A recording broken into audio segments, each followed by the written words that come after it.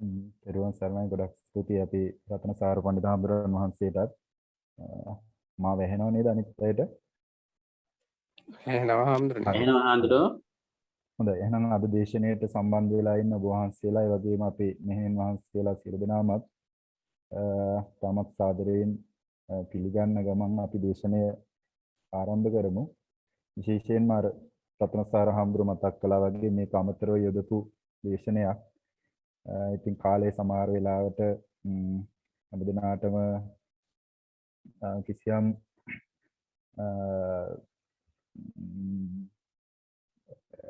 මේ අවස්ථාව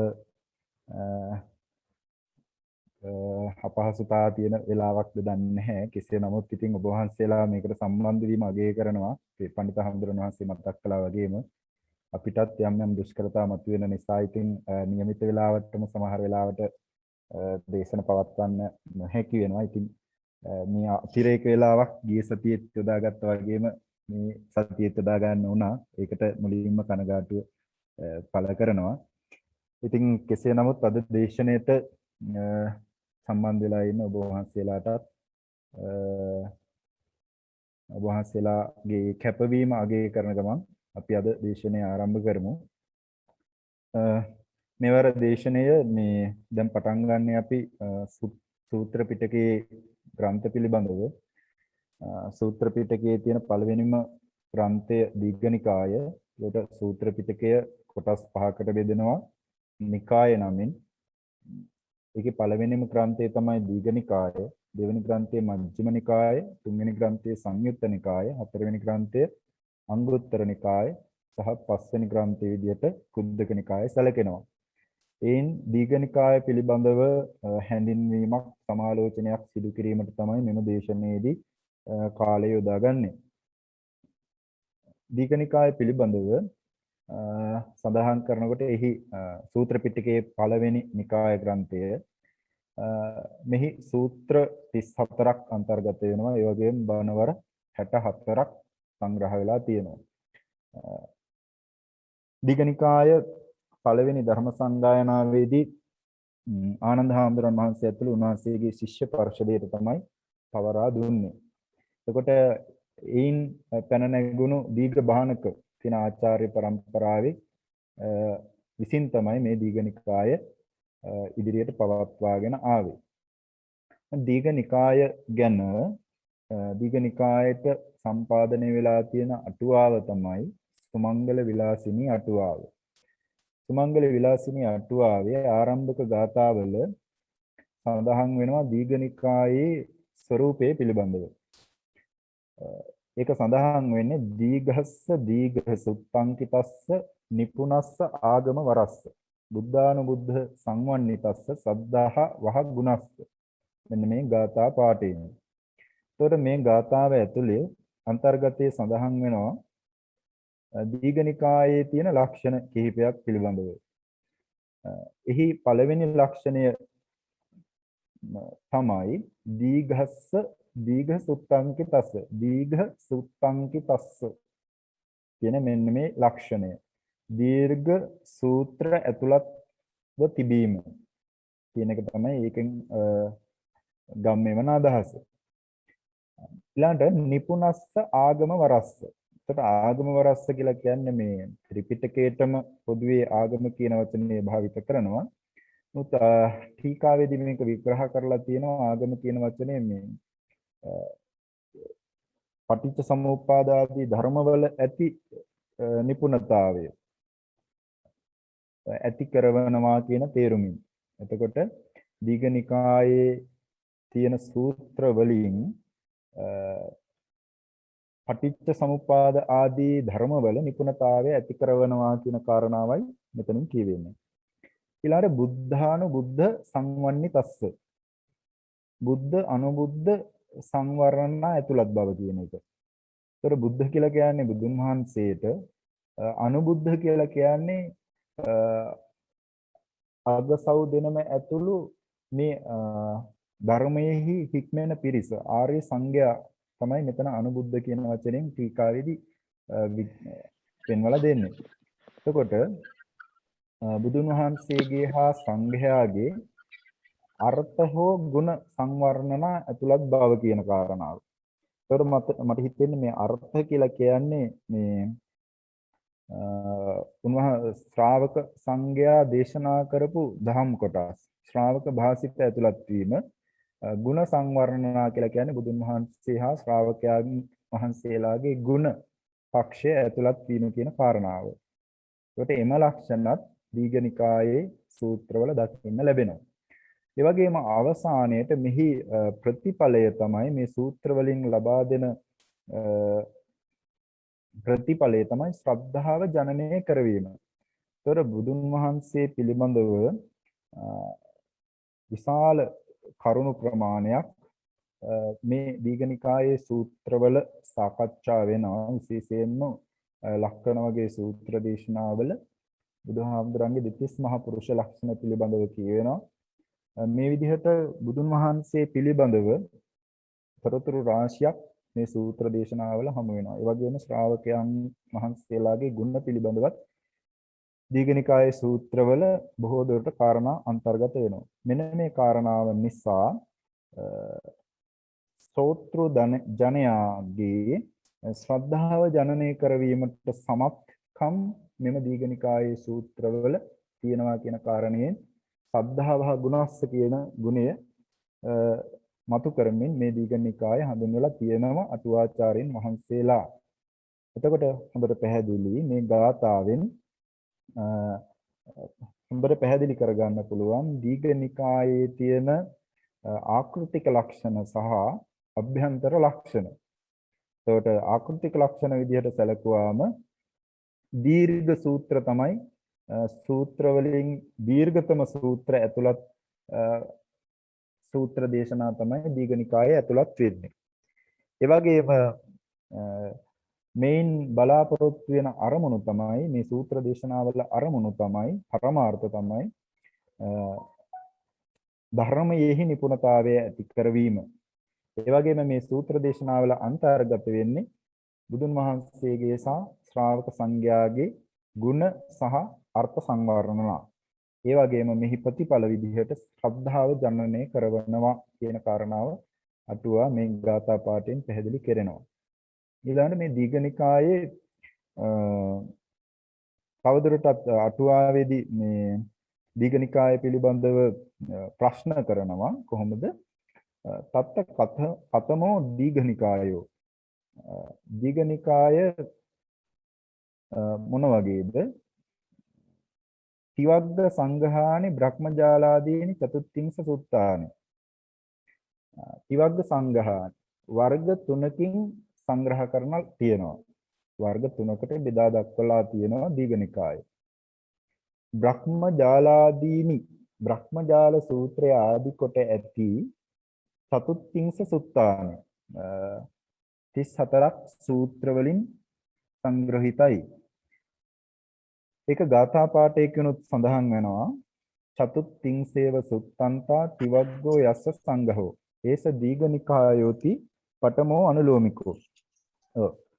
චතුත්ථිංසේව සුත්තන්තා 34ක් සූත්‍ර ඇතුළත්ය තිවග්ගෝ යස්ස සංඝෝ වර්ග තුනකට සංග්‍රහ කර ඇත.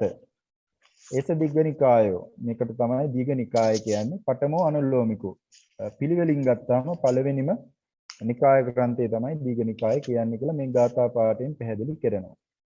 ඊළඟට අටුවාවෙම සඳහන් වෙනවා ප්‍රශ්නයක් නගනවා කස්මා පනේස දීඝනිකායෝති උච්චති. කුමක් නිසාද දීඝනිකාය කියන්නේ? දීඝ නිකාය කියන වචනය මේ ග්‍රන්ථ හතරටම පොදුවේ පහටම පොදුවේ පාවිච්චි වෙනවා.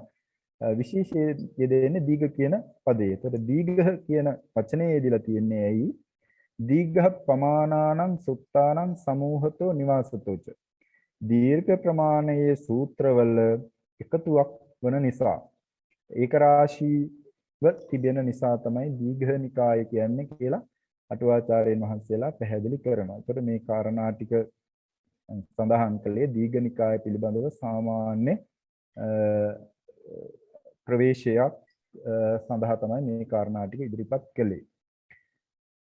ඊළඟට දීඝනිකාය දැන් අපි මුලින් සඳහන් කළා වර්ග තුනකට බෙදෙනවා කියලා. ඒ වර්ග තුන තමයි සීලක්ඛන්ද වර්ගයේ මහා වර්ගයේ සහ පාටික වර්ගයේ. සීලක්ඛන්ද වර්ගයේ සූත්‍ර 13ක් තියෙනවා.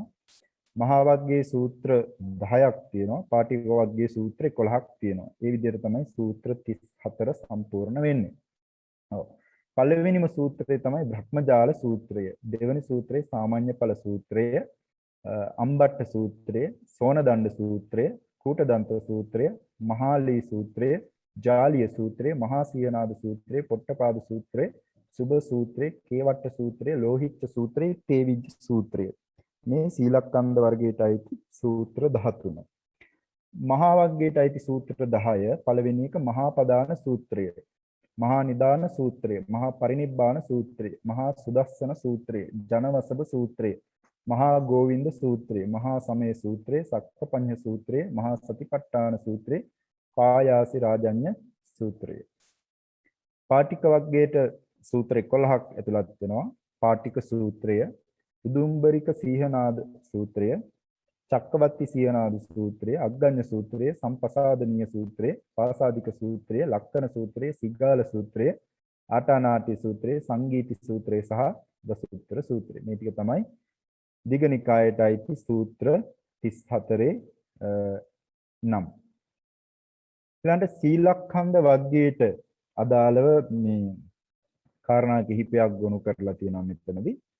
සීලක්ඛන්ද වර්ග කියන නම මේ සූත්‍ර 13ට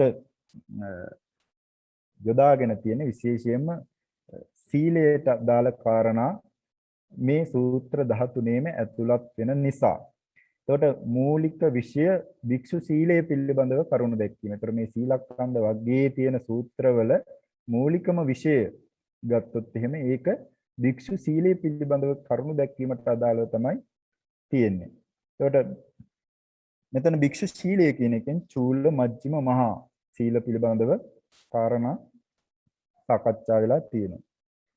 ඒතර පළවෙනි බ්‍රහ්මජාල සූත්‍රයේ මේ සීල විස්තරය සඳහන් වෙනවා. දෙවෙනි සාමාන්‍ය ඵල සූත්‍රයේදීත් මේ සීලය පිළිබඳව කාරණා ඇතුළත් වෙනවා.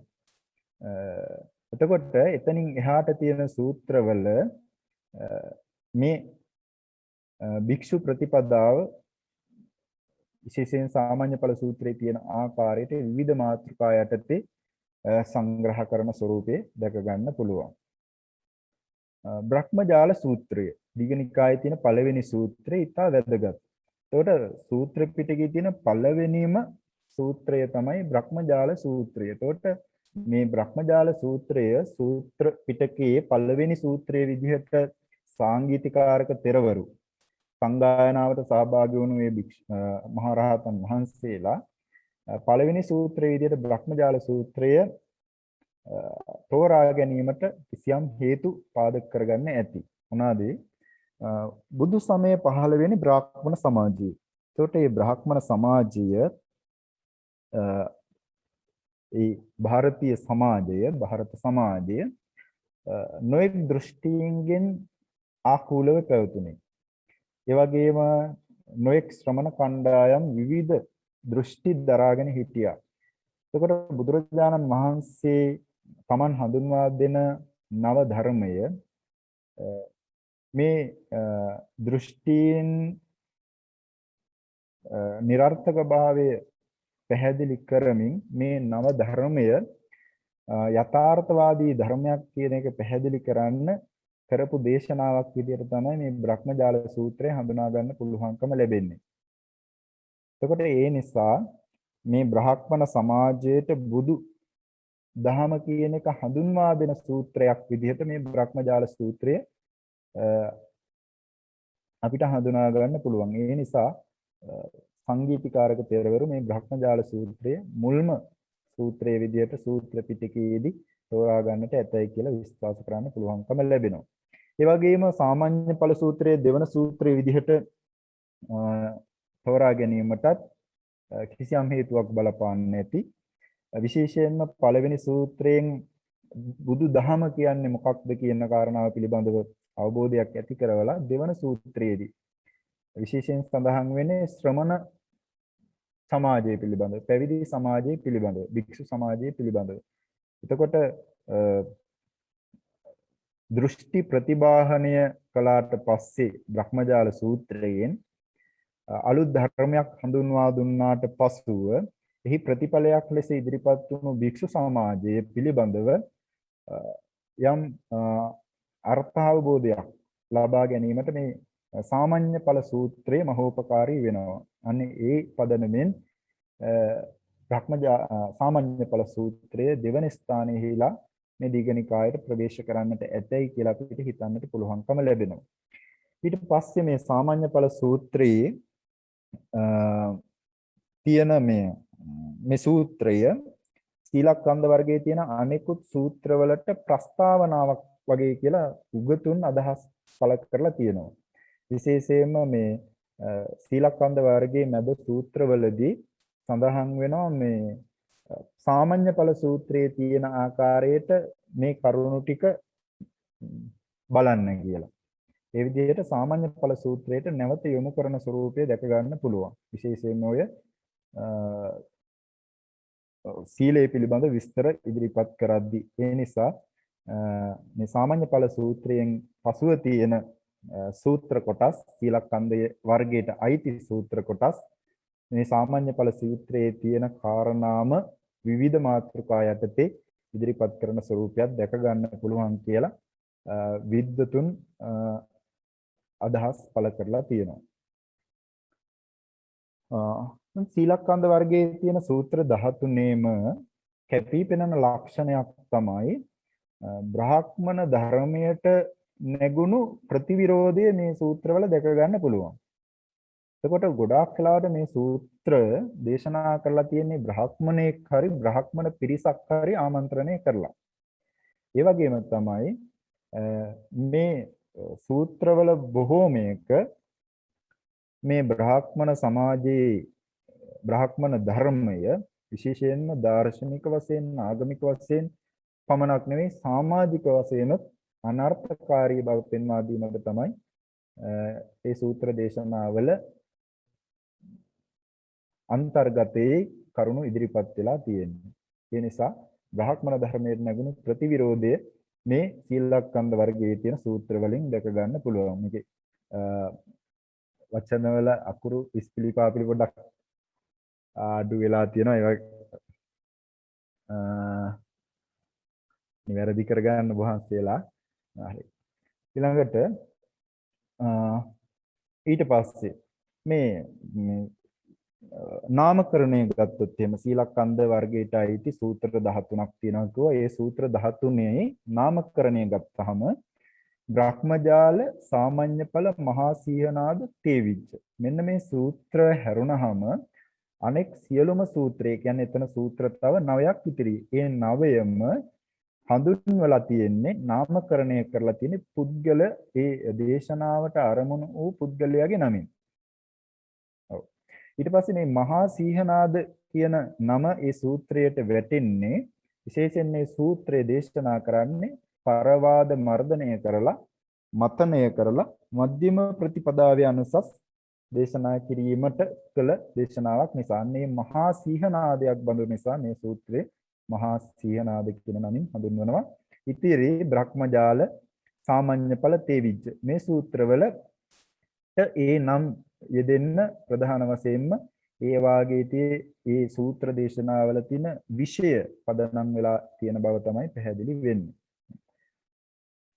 ඊළඟට මේ සූත්‍ර දේශනාවල මේ ගාථා ස්වරූපේ කියන්නේ සූත්‍ර දේශනා කරලා තියෙන මාධ්‍ය ගද්‍ය මාධ්‍යද පද්‍ය මාධ්‍යද ගාථා මාධ්‍යද චම්පු මාධ්‍යද මේ විදිහට අපි විමසනකොට මේ වර්ගයේ තියෙන සූත්‍ර වලින් අම්බට්ට සූත්‍රයේ එකම ගාථාව දෙපාරක් ඉදිලා තියෙනවා. එතකොට එක ගාථාවක් තියෙනවා අම්බට්ට සූත්‍රයේ. ඒ වගේම කේවට්ට සූත්‍රයේ අවසානයේ ගාථා 3ක් තියෙනවා. මේ හැරුණකොට සීලකන්දයේ අනෙක් කිසිම සූත්‍රයක ගාථාවක් දැක ගන්න බැහැ. එතකොට මේක සම්පූර්ණයෙන්ම මේ වර්ගයේ තියෙන සූත්‍ර ගද්‍ය ශෛලියට බර වුණු ස්වරූපයක් තමයි දැක ගන්න ලැබෙන්නේ. ඒ වගේම මේ සූත්‍ර දේශනාවල බුදුන් වහන්සේ නිරූපණය කරන්නේ මොන විදිහටද? පොදුවේ ගත්තාම මේ සූත්‍ර දේශනාවල බුදුන් වහන්සේ නිරූපණය කරන්නේ අලුත් නව ධර්මයක් සමාජගත කරන ශාස්ත්‍රෝන් වහන්සේ කෙනෙක්ගේ ස්වરૂපයෙන් තමයි මේ වර්ගයේ සූත්‍රවල බුදුන් වහන්සේ නිරූපණය කෙරෙන්නේ. මම මේ බුදුන් වහන්සේගේ නිරූපණය මේ වර්ගයේ සූත්‍රවල කොහොමද තියෙන්නේ කියන කාරණාව මතු කළේ ඊළඟ වර්ගයට යනකොට බුදුන් වහන්සේ මීට වඩා මනුෂ්‍යත්වයේ ඉක්මවා ගිය උත්තරීතර මිනිසෙකුගේ විලාසයක් ඉදිරිපත් කිරීමට මේ දේශනාවල උත්සාහ කරලා තියෙනවා. එන්නේ මේ කරුණ සංසන්දනාත්මකව කියන්න ඕන නිසා තමයි මේ වර්ගයේ සූත්‍රවල එබඳු ලක්ෂණයක් නැහැ කියන කාරණාව මෙතනදී මතක් කරේ. ඒ වගේම තමයි මේ වර්ගයේ සූත්‍රවල ජන කතා, දේව විශ්වාස, ඒ වගේම නොයෙක් ආකාරයේ කථාන්දර වලට අවධානය යොමු කරලා තියෙන ඉතාමත් අවම වශයෙන්, අල්ප වශයෙන්. උදාහරණයක් විදිහට කූටදන්ත සූත්‍රයේ තියෙනවා පුරාවෘත කතාවක්, අතීත කතාවක්, මහා විජිතාවී කියන රජතුමාගේ කතාව. අන්නේ කතාව හැරෙනකොට මේ වර්ගයේ සූත්‍ර දේශනාවල මේ පැරණි කතා දැක ගන්න ලැබෙන්නේම නැති තරම්. සීලකන්ද වර්ගයට අදාළ සූත්‍රවල තියෙන සාමාන්‍ය පොදු කාරණා ටිකක් තමයි මේ දැන් සාකච්ඡා කළේ. ඊළඟට මහා වග්ග. මහා කියන නම මේ වර්ගයේ සූත්‍රවලට යොදන්න හේතුව තමයි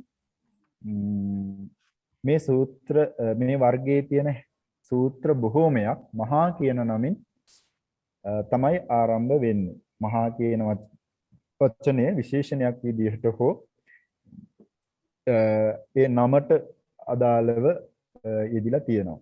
ඒ වගේම තමයි ත්‍රිපිටකයේ තියෙන දීර්ඝතම දේශනාවක් දකින්න ලැබෙන්නේ මේ මහා වග්ගයේදී.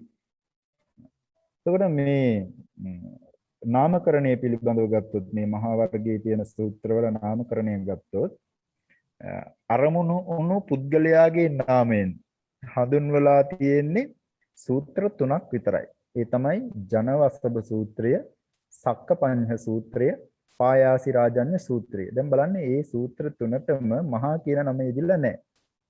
මොකද මේ නම යෙදුවොත් එහෙම මේ පුද්ගල නාම වලට තමයි මහා කියන පදේ විශේෂණ වෙන්නේ. ඒක සලකලා මහා කියන නම යෙදිලා නැහැ. ඒ පුද්ගල නාමයෙන් හඳුන්වලා තියෙන මහා වර්ගයට අයිති සූත්‍ර 3ක් තමයි තියෙන්නේ. ඊළඟට මහා සුදස්සන, මහා ගෝවින්ද කියන සූත්‍රවල හැබැයි ඒ පුද්ගල නාම මුල් වෙලා තියෙනවා. හැබැයි ඒවට මහා කියන වචනේ පාවිච්චිලා තියෙනවා. එතකොට මේ මහා සුදස්සන සහ මහා ගෝවින්ද කියන සූත්‍රවලදී ඒ සුදස්සන සහ ගෝවින්ද කියන නම් වලින් සඳහන් වෙන්නේ පුරා වෘතවල තියෙන වීර චරිත සහ නගර පිළිබඳව. අනේ ඒ කාරණා උත්කර්ෂවත් කරන්න තමයි මේකට මහා කියන වචනේ යෙදිලා තියෙන්නේ. අනෙකුත් සූත්‍ර දේශනා බොහෝ විට ඒ වාගේ නාමකරණයට බලපාලා තියෙන ඒවායේ සාකච්ඡා වන කරුණු. විශේෂයෙන්ම මහා පරිනිබ්බාන සූත්‍රය, මහා සතිපට්ඨාන සූත්‍රය වගේ දේශනා ගත්තාම මහා සමය සූත්‍රය මේ වගේදී මේ අදාළ කාරණා මත තමයි මේ නාමකරණය යෙදිලා තියෙන්නේ. ඒ වගේම ගාථා භාවිතයේ ගත්තොත් මහා වග්ගයේ ගාථා රහිත සූත්‍ර විදිහට තියෙන්නේ මහා නිදාන සූත්‍රයත් මහා සතිපට්ඨාන සූත්‍රයත් විතරයි. දැන් අපි කලින් සීලකන්ද වර්ගයේදී ගාථා යෙදිලා තියෙන සූත්‍ර ඉතා අඩුයි. ඒ ගැන තමයි කතා කරන්නේ. අනිත් ඒ වගේ සූත්‍ර නැහැ. ගාථා නැහැ. නමුත් මෙතන ගාථා නැති සූත්‍ර විදිහට තියෙන්නේ මහා නිදාන සූත්‍රය සහ මහා සතිපට්ඨාන සූත්‍රය විතරයි. ඒ වගේම මහා සුදස්සන සූත්‍රය සහ පායාස රාජඤ්ඤ කියන සූත්‍රවල එක ගාථාවකින් තියෙනවා. අනෙක් සූත්‍රවල බොහෝ දුරට ගාථා බහුලව තියෙනවා. ඒ වගේම තමයි මේ මහා වග්ගයේ තියෙන සූත්‍රවල තියෙන ගාථා විශේෂයෙන්ම මේ අලුත් දහම් කොටසක් ඉදිරිපත් කරන ගාථා නෙවෙයි. ඒක ගද්දියෙන් තියෙන ධර්මයම නැවත පුනරුක්ත කිරීමට තමයි ගාථා භාවිත වෙලා තියෙන්නේ. ඒ වගේම අටුවාවලදී සඳහන් කරනවා මේකේ මේ ලාංකික භික්ෂුන් වහන්සේලා ප්‍රවේශ කරන ලද ගාථාත් මේ මහා වග්ගයේ සූත්‍රවල ඇතුළත් වෙලා තියෙනවා කියලා. විශේෂයෙන් මහා පරිනිබ්බාන සූත්‍රය වගේ ඒ තැන්වලදී. ඒ වගේම මහා වග්ගයේ තියෙන සූත්‍රවල මේ ගද්‍ය ශෛලියේ නව ප්‍රවණතාවයක් දකින්න ලැබෙනවා. ඒක මේ මහා සුදස්සන සූත්‍රයේ කුසාවතී නගරයේ සෞභාග්‍ය පිළිබඳව දක්වන වර්ණනාවෙන් පැහැදිලිව දැක ගන්න පුළුවන්. එතනදී සාමාන්‍යයෙන් නම් සූත්‍රවලදී අර්ථයට මුල් තැන දෙන්නේ බුදුහාමුදුරුවෝ. අර්ථය තමයි මූලිකවම අවධාරණය කරන්නේ දේශනාවලදී. නමුත් මෙතනදී අර්ථයට වඩා උපමා උපමේය සහිත අලංකාරෝක්තියින්ගෙන් සාඩම්බර වාක්‍යයක් භාවිත කරලා තියෙන ආකාරය දැක ගන්න පුළුවන්.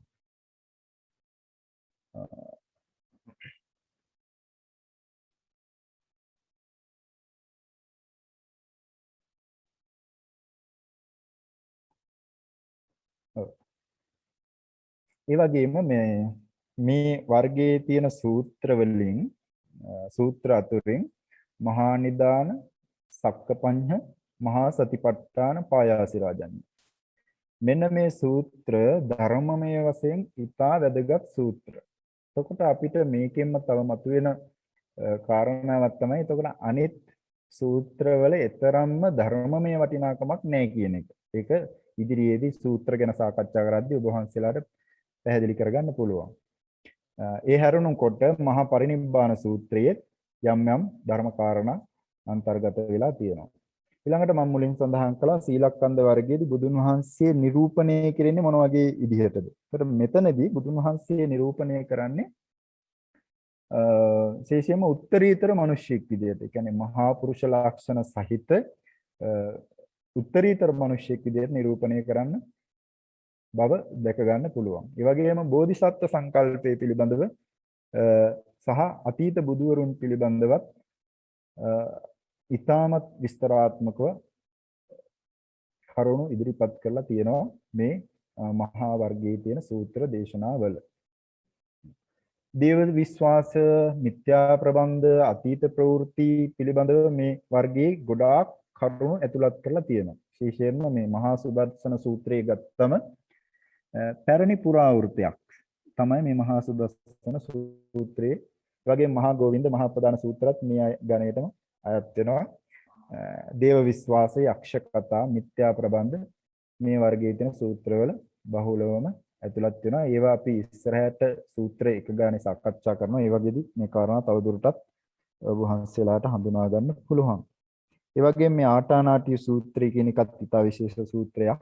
මහා වර්ගයේ තියෙන ගොඩාක් උගතුන් අදහස් පළ කරනවා ආටානාටිය සූත්‍රයේ පසු කාලීනයි කියලා. මහායාන බලපෑමින් සකස් වුණු සූත්‍ර දේශනාවක් කියලා. ඊළඟ පාටික වර්ග. පාටික කියන නම මේ වර්ගයට යෙදෙන්නේ පළවෙනිම සූත්‍රයේ නම තමයි මේ වර්ගයට යොදලා තියෙන්නේ. ඒකට ඒකත් විශේෂ කාරණාවක්. එතකොට මේ වර්ගයේ තියෙන සූත්‍ර 11ක් තියෙනවා. ඒ 11න් පුද්ගල නාමයෙන් හඳුන්වලා තියෙන්නේ පාටික සූත්‍රය සහ සිගාල කියන සූත්‍ර දෙක පමණයි. උදුබ්බරික සීහනාද කියන සූත්‍රයට ඒ නම යෙදින්නේ ඒ දේශනාව උදුම්බරිකාවෙහි, ඒ කියන්නේ පිරිවැජි ආරාමයකදී දේශනා කරන ලද නිසා. ඒ වගේම මේ පාටික වර්ගයේ තියෙන අවසාන සූත්‍ර දෙක තමයි සංගීති සහ දසුත්තර කියන සූත්‍ර.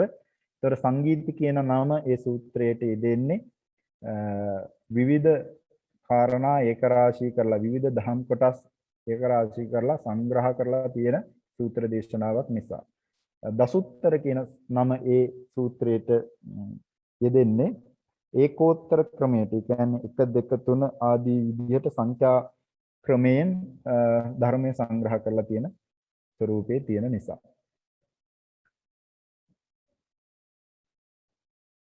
ඒ වගේම මේ මහා පාටික වර්ගයේ තියෙන සූත්‍රවල ගාථා භාවිතය ගැන සාකච්ඡා කළොත් එහෙම මේ වර්ගයේ මුල් සූත්‍ර 6 සහ අවසාන සූත්‍ර 2 ගාථා දකින්න ලැබෙන්නේ නැහැ.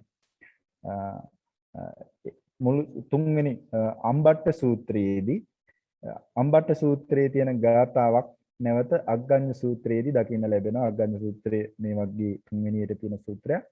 එතකොට අම්බට්ට සූත්‍රයේ තියෙන ගාථාවක් මේ පළවෙනි වර්ගයේ තමයි අම්බට්ට සූත්‍රයේ තියෙන්නේ. ඒකේ තියෙන ගාථාවක් අග්ගඤ්ඤ සූත්‍රයේ නැවතත් දැක ගන්න ලැබෙනවා. ඒ හැරුණකොට ඒ ගාථාව හැරුණකොට මේ වර්ගයේ තියෙන පළවෙනි සූත්‍ර 6 සහ අවසාන සූත්‍ර 2 ගාථා දකින්න ලැබෙන්නේ නැහැ. එතකොට සම්පූර්ණයෙන්ම ගද්‍ය ශෛලියෙන් තමයි භාවිත වෙලා ගද්‍ය ශෛලිය තමයි භාවිත වෙලා තියෙන්නේ. ලක්ඛණ සූත්‍රය සහ සිගාල සූත්‍රය පද්‍ය බාහුල්‍යයෙන් යුක්ත සූත්‍රය. ඒ වගේම ආටානාටිය සූත්‍රය ගත්තාම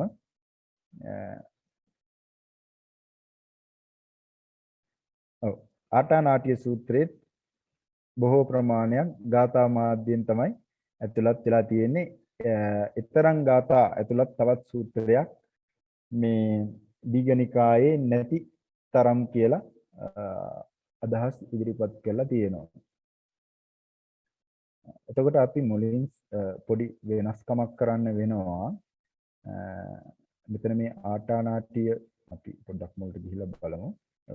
ආටානාටි සූත්‍රයේ මම මහා වග්ගයේ කොටසකට අදාළව තමයි මේ මෙතන විස්තරය දාලා තියෙන්නේ.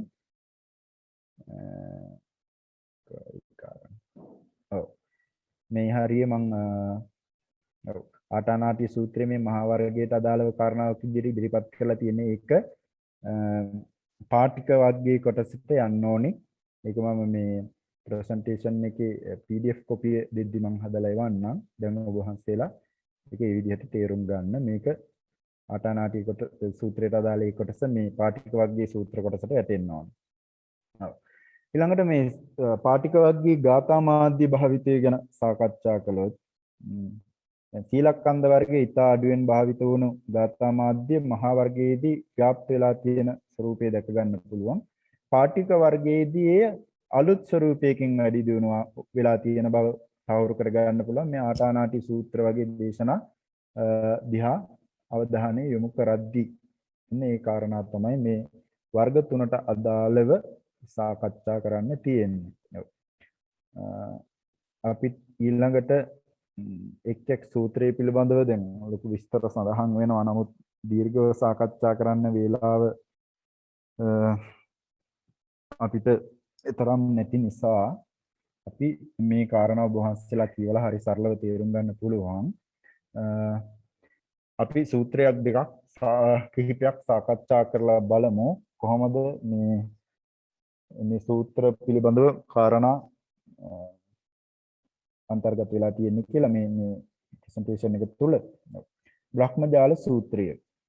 ඒතර සූත්‍ර පිටකයේ දීඝනිකායේ පළවෙනිම සූත්‍ර දේශනාව බ්‍රහ්මජාල සූත්‍රය. ඒතර බ්‍රහ්මජාල සූත්‍රයේ දේශනා කරන්නේ අම්බලට්ටිකා කියන උයනේදී උද්‍යානයේදී. ඒතර භික්ෂුන් වහන්සේලාට තමයි මේක දේශනා කරන්නේ. ඒතර මේකේ මුල සඳහන් වෙන්නේ බුදුහාමුදුරුවෝ ශ්‍රාවක සංඝයා සමග රජගහ නුවර සහ නාලන්දාව අතර වුණු දීර්ඝ මාර්ගයට ප්‍රවිෂ්ඨ වෙනවා. ඒ ගමන මාර්ගයේම සුප්පිය පරිබ්‍රාජකයා සහ බ්‍රහ්මදත්තයාගේ ශිෂ්‍යයත් ගමන් කරමින් ඉන්නවා. එතකොට මේ යන අතරමඟ දිගටම සුප්පිය පරිබ්‍රාජකයා තුනුරුවන්ට පරිභව කරනවා, නිඳා කරනවා. හැබැයි එයාගේ ශිෂ්‍යයා වන බ්‍රහ්මදත්ත තුනුරුවන්ගේ ගුණ ප්‍රකාශ කරමින් තමයි මේ ගමනේ යන්නේ. මේ රැබෝ වුණාට පස්සේ බුදුහාමුදුරුවෝ ශ්‍රාවක සංඝයා සමග අම්බලට්ටිකා කියන උයනේ නවාතැන් ගන්නවා. සුප්පිය පරිබ්‍රාජකයා සහ බ්‍රහ්මදත්තත් ඒ උයනේම නවාතැන් ගන්නවා. දැන් බුදුහාමුදුරුවෝ ශ්‍රාවක සංඝයා රැස් වෙලා මේ සුප්පිය සහ බ්‍රහ්මදත්ත දෙදෙනාගේ විවාදය ගැන මේ විදිහට බුදුහාමුදුරුවන්ට බැනවැදුණු තෙරුවන්ට නිගා කළ ආකාරයත් බ්‍රහ්මදත්ත තෙරුවන්ගේ ගුණ කී ආකාරයත් පිළිබඳව සාකච්ඡා කරමින් ඉන්න භික්ෂුන් වහන්සේලා. මේ අවස්ථාවට බුදුහාමුදුරුවෝ වැඩම කරලා තමයි මේ දේශනාව පවත්වන්නේ. එතකොට මේ බ්‍රහ්මජාල සූත්‍ර දේශනාවේ අන්තර්ගත වෙන්නේ විශේෂයෙන්ම එකල ಭಾರತ සමාජයේ පැතිරලා තිබුණු විවිධ දෘෂ්ටි පිළිබඳව දෙසටක් දෘෂ්ටීන් පිළිබඳව සාකච්ඡා වුණා. මෙහි විවිධ නම් වලින් දෘෂ්ටීන් පිළිබඳව සාකච්ඡා කරලා තියෙනවා. කේවල සාස්වතවාදී, ඒකච්ච සාස්වතවාදී, අන්තානන්තික සාස්වතවාදී, අමරා වික්ඛේපවාදී, යදිච්ච සමුප්පන්නවාදී මේ ආදී දෙසටක් දෘෂ්ටීන් පිළිබඳව. ඒ වගේම මේවායේ නිසාරුකම පිළිබඳව සහ එකල ಭಾರತೀය පැවතුණු ඇදහිලි විශ්වාස චාරිත්‍ර වාරිත්‍ර ආදී පිළිබඳව. ඒ වගේම ඊට ප්‍රතිවිරුද්ධව චුල්ල සීල, මහා සීල, මධ්‍යම සීල, මහා සීල පිළිබඳවත් පටිච්ච සමුප්පාදයේ පිළිබඳවත් දේශනා මේ සූත්‍ර දේශනාවේ ඇතුළත් වෙනවා. විශේෂයෙන්ම බ්‍රහ්මජාල සූත්‍රය කියන්නේ දඹදිව පැතිරිලා තිබුණු දර්ශනවාද හා පූජා ඇදහිලි පිළිබඳව තුලනාත්මක විග්‍රහයක් විදිහට සඳහන් කරන්න පුළුවන්. ඒ සියලු දර්ශන හා පුද පූජා පිළිබඳව සිදු කරන විග්‍රහයක්, තුලනාත්මකව සිදු කරන විග්‍රහයක් විදිහට අර්ථකථනය කරන්න පුළුවන්. ඒ වගේම මේ බ්‍රහ්මජාල සූත්‍රය නවංග සත්තු ශාසනයේ ව්‍යාකරණ අංගෙහිලා ගෙනිය යුතු සූත්‍රයක් විදිහට අටුවාවේදී සඳහන් කරලා තියෙනවා. මේ සූත්‍ර දේශනාවේදීම මේ සූත්‍රය මෙන්න මේ නම් වලින් හඳුන්වන්න පුළුවන් කියලා බුදුහාමුදුරුවෝම සඳහන් කරනවා. ඒ තමයි අත්ථජාල, ධම්මජාල, දිට්ඨිජාල, බ්‍රහ්මජාල, අනුත්තර සංගාම විජය. එතකොට මේ නම් පහෙන් සංගීතකාරක තෙරවරු බ්‍රහ්මජාල කියන නම තමයි භාවිත කරලා තියෙන්නේ. ඒකටත් විශේෂ කාරණාවක් මුල් වෙන්න ඇති. මොකද බ්‍රහ්ම පදාර්ථය, බ්‍රහ්ම කියන මේ සංකල්පය ಭಾರತයේ ඉතා ඉහළින් තිබුණු සංකල්පයක්. එතකොට ඊට අදාළව තමයි මුළු මහත් සමාජයේම දෘෂ්ටි ජාලාවකින් වෙලීගෙන තිබුණේ. අන්න ඒ බව පැහැදිලි කරන සූත්‍ර දේශනාවක් නිසා මේ සූත්‍ර දේශනාවට බ්‍රහ්මජාල කියන සූත්‍රය යොදා ගන්න ඇති කියලා අපිට අදහස් කරන්න පුළුවන්. ඊළඟ සාමාන්‍ය ඵල සූත්‍රය එක රජගහනුවර ජීවක ගේ අඹවියනේ බුදුහාමුදුරෝ වැඩ වාසය කරාදී දේශනා කරන සූත්‍රයක්. කොසල් රජු ඇතුළු පිරිසට කොසල් රජතුමා රාත්‍රියේ බුදුහාමුදුරෝ දකින්න අදහසක් පහළ වෙලා රාත්‍රියේම තමන්ගේ පිරිස සමග බුදුහාමුදුරෝ හමු වෙන්න යනවා. මේ ජීවක වෛද්‍යවරයා මේ බුදුහාමුදුරෝ පිළිබඳව කාරණා දැනුම් දුන්නාට පස්සේ එහිදී රජතුමා විමසන්නේ ශ්‍රමණ භාවයට පත්වීමේ ප්‍රතිඵල මොනවාද කියලා. සහ වෙන ශාස්ත්‍රවරයන්ගෙනුත් මම මේ පිළිබඳව විමසුවා. ඔවුන් දුන්න උත්තර මේවයි කියලා බුදුහාමුදුරන්ට ප්‍රකාශ කරලා බුදුහාමුදුරන්ගෙන් පිළිතුරු අපේක්ෂා කරනවා.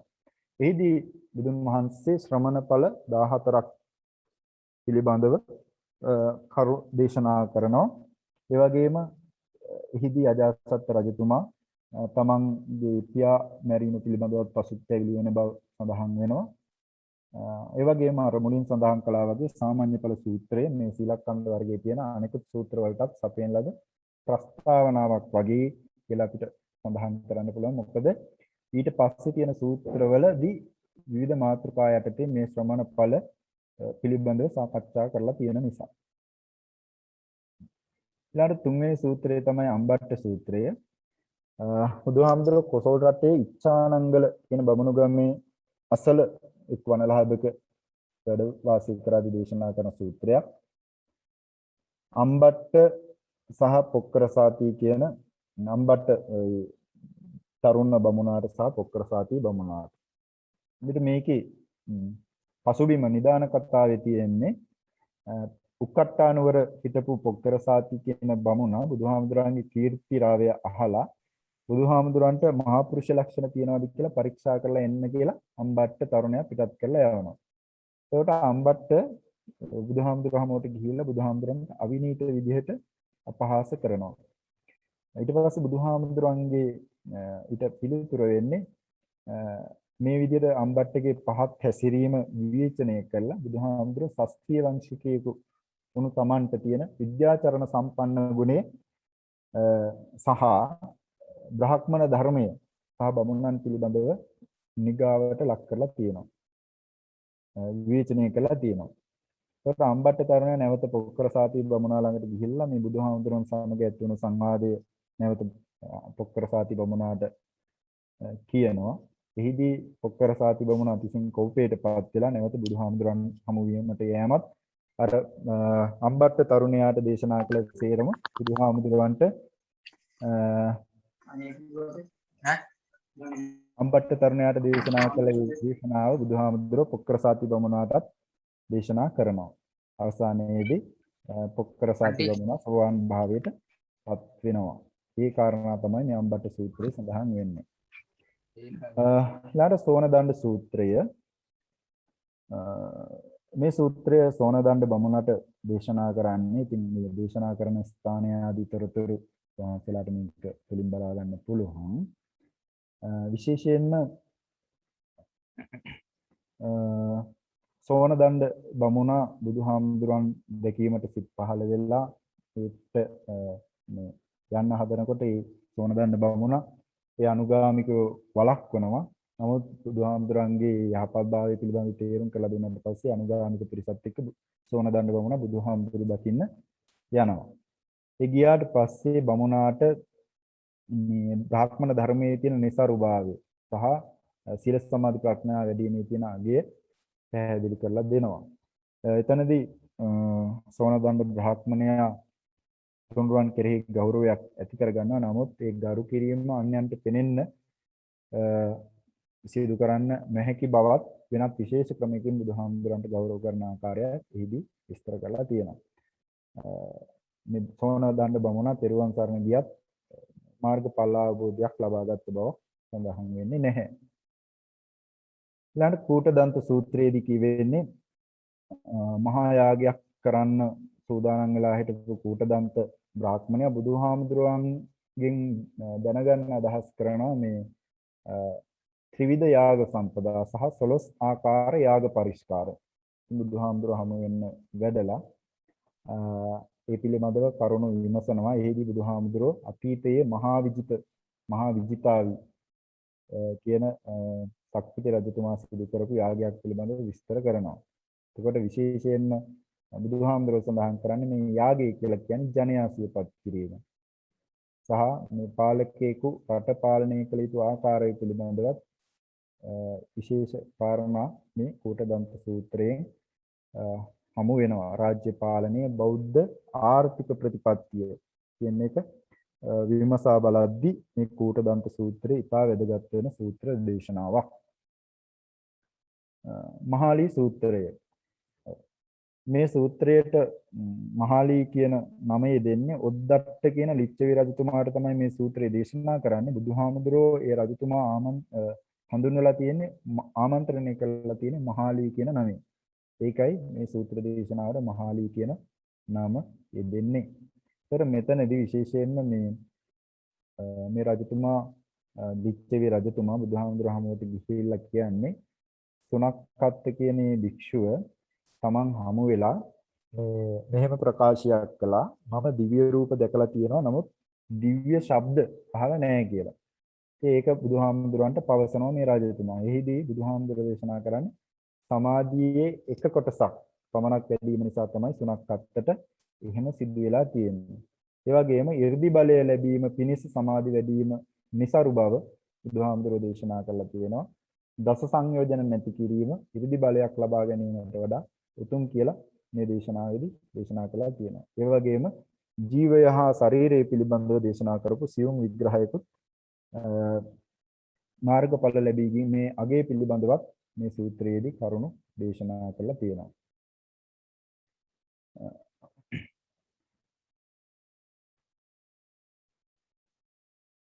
ඊළඟට ජාලීය සූත්‍රය කොසඹෑනුවර ගෝසිතාරාමේදී දේශනා කරන්නේ ජාලීය හා මන්දිස්ස කියන පරිබ්‍රාජකයන් දෙදෙනාට. මේ දෙන්න බුදුහාමුදුරන්ට නිග්‍රහ කරන්න කියලා හිතාගෙන පුංචි ප්‍රශ්නයක් හදාගෙන බුදුහාමුදුරම වෙන්න යනවා. ඒ තමයි ජීවය හා ශරීරය එකක්ද නැත්නම් දෙකක්ද? එකිනෙක වෙනස්ද කියලා. ඉතින් මේකට මේ කෙටි උත්තරයක් බලාපොරොත්තු වෙන තමයි යන්නේ. නමුත් බුදුහාමුදුරෝ මේක දීර්ඝව කරුණ දේශනා කළා තියෙනවා. ජීවය, ශරීරය පිළිබඳව සදාකාලික ආත්මයක් ගැන බ්‍රාහ්මණ ධර්මයේ තියෙන විශ්වාස වැරදි බව පැහැදිලි කරලා දීලා මධ්‍යම ප්‍රතිපදාවේ යගේ මේ සූත්‍රයේදී දේශනා කළා තියෙනවා. එහෙනම් මේ සූත්‍රයේම තියෙන කාරණා මේ මහාලී සූත්‍රයේදී ඉදිරිපත් වෙලා තියෙනවා. මහා කස්සප සීහනාද සූත්‍රය. මේක කාශ්‍යප කියන අචේලක නිගණ්ඨයෙකුට දේශනා කළා තියෙනවා. ඒතර ඒ නිගණ්ඨය බුදුහාමුදුරන් වෙත එළඹෙන්නේ බුදුහාමුදුරෝ මේ පරිභව කරනවා, හෙලා දකිනවා රූක්ෂ ප්‍රතිපදා දරණ ශ්‍රමණයන්ට තපස් ක්‍රමවලට හෙලා දකින්නවා කියන එක මේ ඇයි එහෙම කරන්නේ කියන එක අහන්න තමයි මේ බුදුහාමුදුරන් වෙත එළඹෙන්නේ මේ කාශ්‍යප කියන නිගණ්ඨය. නමුත් ඔහුට බුදුහාමුදුරෙහිදී දේශනා කරනවා, කරුණු ඉදිරිපත් කරනවා අත්තිකිලමතාන යෝග්‍යයේ තියෙන සාවද්‍ය බව. ඒ වගේම මේ සීහනාද කියන නමින් මේ සූත්‍රය හැඳින්වෙන්නේ බුදුහාමුදුරේ එතනදී සිදු කරපු 110ක් වූ සීහනාදත් මෙම සූත්‍රයේදී ඇතුළත් වෙලා තියෙන නිසා. පොට්ටපාද සූත්‍රය සවැත් නුවරදී දේශනා කරන්නේ බුදුහාමුදුරන්ට මේ හිතෙනවා පොට්ටපාද කියන පරිබ්‍රාජකයා හමු වෙන්න වඩින්න. එතුමාගේ මේ පරිබ්‍රාජකාරාමයට. ඉතින් පිඬපාතේ වඩින්න වෙලාව තියෙන නිසා උන්වහන්සේ ඊට පෙර තනිවම මේ පොට්ටපාද පරිබ්‍රාජකයාගේ ආරාමයට වඩිනවා. එතනදී පරිබ්‍රාජකයා දොරේ ඉඳන් බුදුහාමුදුරුවෝ වඩින බව දැකලා උන්වහන්සේ තාමත් ගෞරවයෙන් පිළි අරගෙන අසුන් පනවලා දීලා සතුටු සාමිච්චියේ යෙදিলা බුදුහාමුදුරන්ගේ ඉල්ලා සිටිනවා මේ සිතේ ස්වභාවය, එහි ක්‍රියාකාරීත්වය හා සිත නිරුද්ධ වන ආකාරය පිළිබඳව ධර්මයේ දේශනා කරන්න කියලා. එතනදී බුදුහාමුදුරෝ සංඥා නිරෝධය, ත්‍රිවිධ ශික්ෂා, ආත්මවාදී, ත්‍රිවිධ ආත්මවාද පිළිබඳව දීර්ඝ ලෙස කරුණු ඉදිරිපත් කළා තියෙනවා. මේ සාකච්ඡාව අතරතුරදී මේ ස්ථානයේ චිත්‍ර කියන මේ පුද්ගලයෙකු නමින් යුත් පුද්ගලයනොත් සහභාගී වෙනවා. පොට්ටපාද තෙරුවන් සරණ යනවා. සූත්‍ර දේශනාව කෙලවර චිත්‍ර කියන පුද්ගලයා පැවිදි වෙලා රහත් ත්වය අවබෝධ කර ගන්නවා. සුබ සූත්‍රය මේක ආනන්ද හාමුදුරුවෝ දේශනා කරන සූත්‍රයක්. බුදුහාමුදුරන්ගේ පරිනිර්වාණය මාසයක් ගත වුණාට පස්සේ සුබ කියන තරුණයාගේ ආරාධනාවෙන් එතුමාගේ නිවසට වැඩලා කරපු දේශනාවක්. සුබ බුදුහාමුදුරන්ගේ ධර්ම දේශනා කිරීම පිළිබඳව තමයි ප්‍රශ්න නගන්නේ, පැනයක් නගන්නේ. ඊට පිළිතුරු විදිහට ආනන්ද හාමුදුරුවෝ ආර්ය ශීලය, ආර්ය සමාධි, ආර්ය ප්‍රඥා මේ ත්‍රිවිධ ශික්ෂාවන් පිළිබඳව දේශනාවක් සිද්ධ කරනවා. කේවට්ට සූත්‍රය නාලන්දාවේ පාවාරික් කියන අබවෙනි වැඩ කරද්දී දේශනා කරන්නේ කේවට්ට කියන තරුණයාට. කේවට්ට බුදුහාමුදුරුවෝ හමු වෙන්නේ මේ බුදුහාමුදුරන්ට කියනවා හමු වෙන්න ඇවිල්ලා කිසියම් භික්ෂුවකට ප්‍රාතිහාර්යයක් පාලා පෙන්වන්න කියලා. ඒ වෙලාවේදී බුදුහාමුදුරුවෝ මේ තුන්වෙනි වර දක්වා මේ ඉල්ලීම ප්‍රතික්ෂේප කරනවා. ප්‍රතික්ෂේප කළා දේශනා කරනවා මේ 이르දි ප්‍රාතිහාර්ය, ආදේශන ප්‍රාතිහාර්ය, ආනුශාසනා ප්‍රාතිහාර්ය කියලා තුනක් තියෙන ප්‍රාතිහාර්යයන්. ඒ අතුරින් අනුශාසනා ප්‍රාතිහාර්ය තමයි උතුම් වෙන්නේ. ඒ තුලින් තමයි නාම රූප නැවත පට නොගන්න නිරෝධයටපත් වෙන්න ආකාරය පිළිබඳ අනුශාසනා ප්‍රාතිහාර්යයේදී දේශනා කරනවා. ලෝහිච්ච සූත්‍රය ඒ ලෝහිච්ච කියන බ්‍රාහ්මණයාට දේශනා කරන්නේ බුදුහාමුදුරන්ගේ ගුණය ගැන අහලා ලෝහිච්ච කියන බමුණ බුදුහාමුදුරන්ට දානකට ආරාධනා කරනවා. එතකොට තමුන්ගේ ගෙදරට ආවට පස්සේ බමුණ තමන්ගේ හිතේ තිබුණු දුර්මතයක් තිබුණු අදහසක් බුදුහාමුදුරන්ට ඉදිරිපත් කරනවා. ඒ තමයි කිසියම් කෙනෙක් තමන් අත්පත් කරගෙන තියෙන කුසල් දහම් තව කෙනෙක්ට කීම නිෂ්ප්‍රයෝජනයි කියන ඒ අදහස. ඒතර බුදුහාමුදුරුවෝ එතනදී ඒ ඔහුගේ හිතේ තිබුණු දුර්මතයේ දුරු කරමින් අනුශාසකයන් 3 දෙනෙක්ගේ ලක්ෂණ ඒ වගේම පැසසුමට ලක් යුතු අනුශාසකවරුන්ගේ ලක්ෂණ ත්‍රිවිධ සීල ආදී පිළිබඳව කාරණා දේශනා කරලා තියෙනවා. ඊළඟට තේවිජ්ජ සූත්‍රය මෙතනදිත් පොක්කරසාති බමුණාගේ ශිෂ්‍යෙක් වෙන වාසෙට්ට හා තාරුක්ක කියන පොක්කරසාති බමුණාගේ ශිෂ්‍යෙක් වන වාසෙට්ට සහ තාරුක්ක බ්‍රාහ්මණයාගේ ශිෂ්‍යෙක් වන භාරද්වාජ කියන දෙදෙනාට තමයි මේ දේශනාව කරන්නේ. ඒකට දෙදෙනා පිළිබඳව මේ තරුණ බමුණුන් දෙදෙනා අතරේ සාකච්ඡාවක් තියෙනවා. බ්‍රහ්ම පදාර්ථයේ නිවැරදිවම ප්‍රකාශ කරන්නේ කවුද? ඒක බුදුහාමුදුරන්ගෙන් අහලා දැනගන්න කියලා දෙන සාකච්ඡා කරලා බුදුහාමුදුර හමු වෙන්නේ යනවා. එහිදී බුදුහාමුදුර මේ දෙදෙනාට බ්‍රාහ්මණ ධර්මයේ විග්‍රහ කරමින් එහි යාග හෝම බ්‍රහ්ම ලෝකයට යන මාර්ගයේ නොවේ. ඒ වගේම බ්‍රහ්මණෝ බ්‍රහ්මත්වයේ කියලා දෙයක් දන්නේ නැහැ කියලා සඳහන් කරලා සතර බ්‍රහ්ම විහාර වැඩිමෙන් තමයි බ්‍රහ්මත්වයටපත් වෙන්න පුළුවන් කියලා බ්‍රහ්මත්වයට නිවැරදි මාර්ගය මේකයි කියලා දේශනා කරනවා. ඒක ඒ කාරණා තේවිද්ද සූත්‍රයේදී සඳහන් වෙනවා. ඉතින් මෙන්න මේ සූත්‍ර 13 තමයි ඒතකොට සීලක්ඛණ්ඩ වර්ගයේ සඳහන් වෙන්නේ. ඒතකොට මේ සූත්‍ර දේශනා බොහෝමයක් බමුණු පිරිසක් හෝ බමුණු වර්ගයා තමයි දේශනා කරලා තියෙන්නේ. ඒ වගේම බ්‍රාහ්මණ ධර්මයට දැක්වූ ප්‍රතිවිරෝධය මේ සූත්‍ර දේශනාවලදී දැක ගන්න පුළුවන්. ඒ වගේම ත්‍රිවිද්‍යා සංඛ්‍යාත සීල සමාධි ප්‍රඥා සංඛ්‍යාත ආර්ය ප්‍රතිපදාව තමයි මේ සූත්‍ර දේශනාවල ගොඩක් දුරට විශේෂ කාරණා විදිහට අරගෙන තියෙන්නේ. ඊළඟට මහා වග්ගයට අදාළ සූත්‍ර පිළිබඳව සාකච්ඡා කරන්න තියෙන්නේ. මහා අපදාන සූත්‍රය විශේෂයෙන්ම මහා අපදාන කියපු ගමන්ම කිසියම් චරිතයක් පිළිබඳව දේශනාවක් තමයි මේකේ තියෙන්නේ කියන අදහස මතුවෙනවා. ඒකට ඒක හරියි.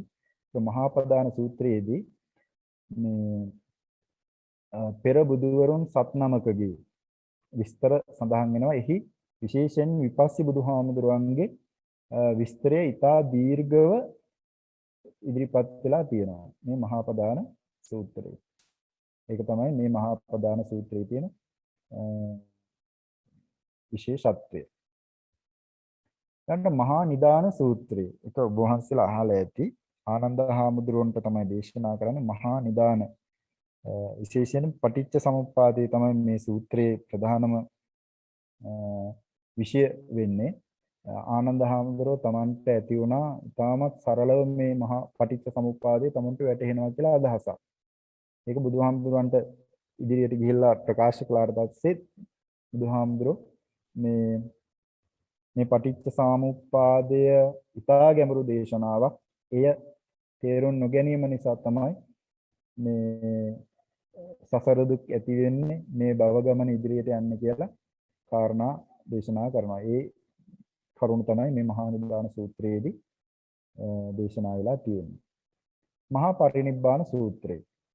මහා පරිනිබ්බාන සූත්‍රය කියන්නේ මේ පිරිනිවන් පෑමට ආසන්න කාලයේදී බුදුහාමුදුරන්ගේ ධර්මචාරිකාවේ විස්තර පිළිබඳව තමයි මේ සූත්‍ර දේශනාවේ ඇතුළත් වෙන්නේ. ඒතකොට විශේෂයෙන්ම රජගහනුවර ඉඳන් කුෂිනාරාව දක්වා වැඩි ගමනේ සිදුවීම් සහ දේශනා කරපු ධර්ම විස්තර තමයි මේ සූත්‍රයේ ඇතුළත් වෙන්නේ.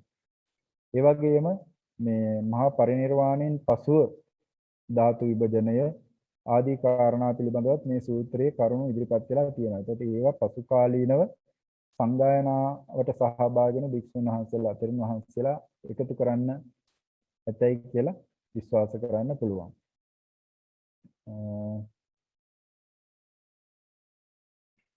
ඒ පිළිබඳව විශාල විස්තරයක් තියෙනවා. ඒක ටිකක් දීර්ඝව විස්තර කරලා තියෙනවා. ඒ කාරණා ටික කියවලා කරුණු ග්‍රහණය කරගන්න පුළුවන්. විශේෂයෙන්ම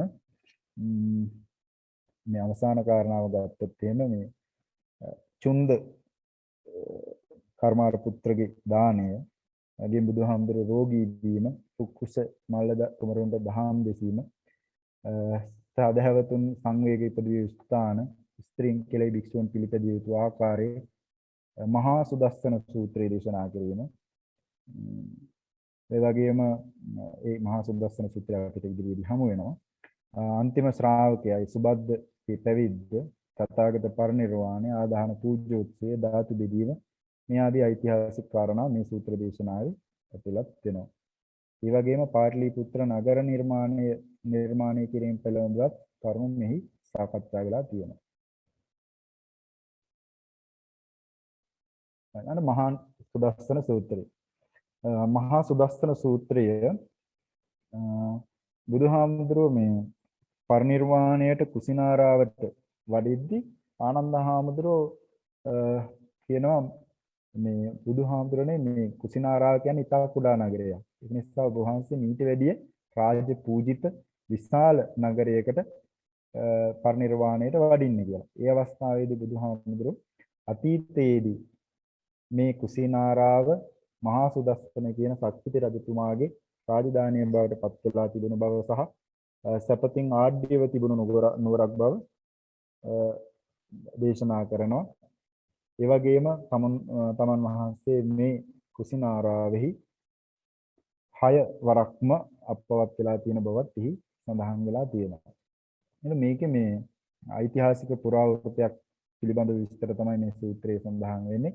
ඒ විශේෂයෙන් කියලා ධර්ම කාරණා මේ සූත්‍රයේදී දේශනා කෙරෙන්නේ නැහැ. ජනවසබ සූත්‍රය. මේ සූත්‍රයත් විශේෂත්වයක් තියෙන සූත්‍රයක්. විශේෂයෙන් බිම්බිසාර රජතුමා ජනවසබ කියලා යක්ෂයෙක් විදිහට ඉපදිලා බුදුහාමුදුරන් වහන්සේ හමුවට පැමිණිලා පැමිණුණු ප්‍රවෘත්තියක් සඳහන් වන සූත්‍ර දේශනාවක්. ඒ වගේම සන්නත් කුමාර කියන ධර්මයා පිළිබඳවත් මේ සූත්‍ර දේශනාවේදී කරුණු ඉදිරිපත් වෙලා තියෙනවා. ඉතින් මේ සූත්‍රය ටිකක් අර දේව විශ්වාසයේ අක්ෂ විශ්වාස පිළිබඳව කාරණා ඉදිරිපත් වෙලා තියෙන සූත්‍ර දේශනාවක්. මහා ගෝවින්ද සූත්‍රය. මහා ගෝවින්ද සූත්‍රය පංචසික කියන දිව්‍ය පුත්‍රයාට දේශනා කරන්නේ. සක්‍රයා බුදුහාමුදුරුව හමුවට එවන පංචසික දිව්‍ය පුත්‍රයාව.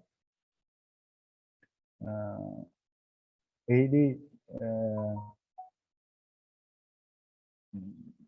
පංචසික දිව්‍ය පුත්‍රයා තෙරුවන් කෙරෙහි පැහැදිලා ඉන්න බව, තෞතිසා දෙවියන් තෙරුවන් කෙරෙහි පැහැදිලා ඉන්න බව බුදුහාමුදුරන්ට ප්‍රකාශ කරනවා.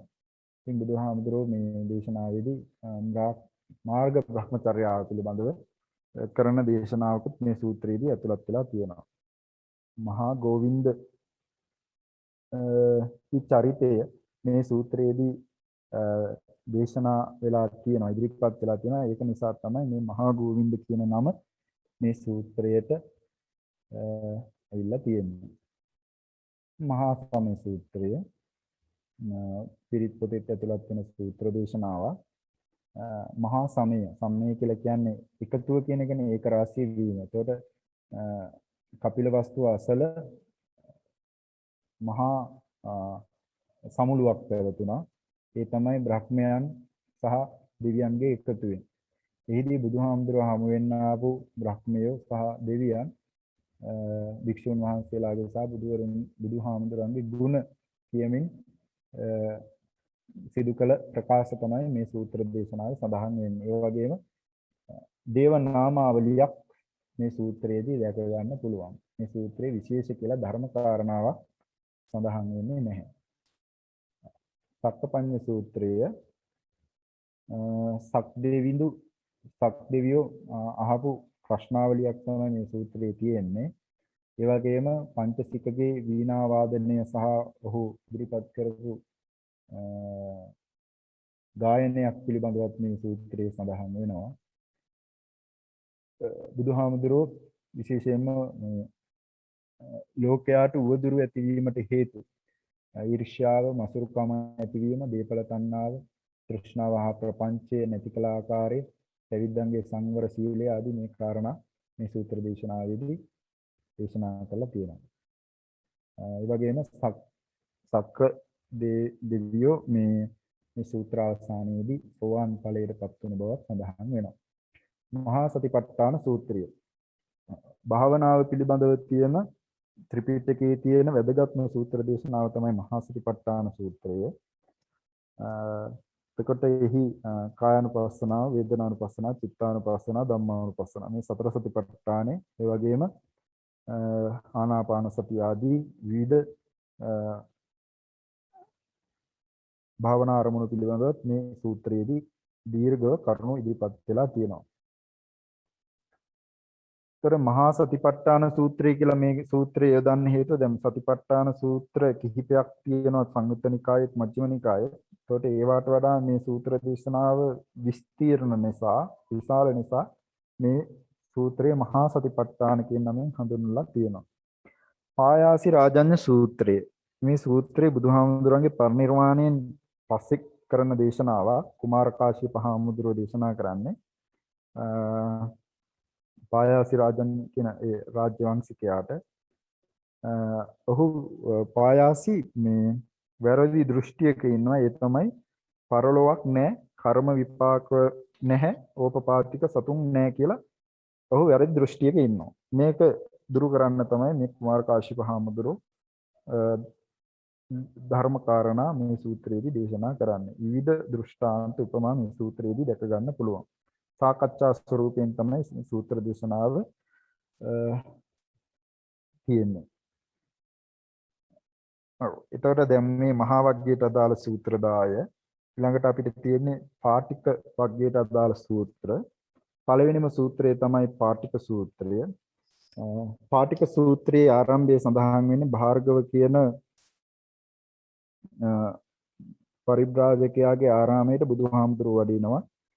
එහිදී මේ භාර්ගව බුදුහාමුදුරන්ගෙන් අහනවා සුනක්කත් බුදුහාමුදුරෝ අතහැරලා තනිව වාසය කිරීමට හේතුව මොකක්ද කියන කාරණාව.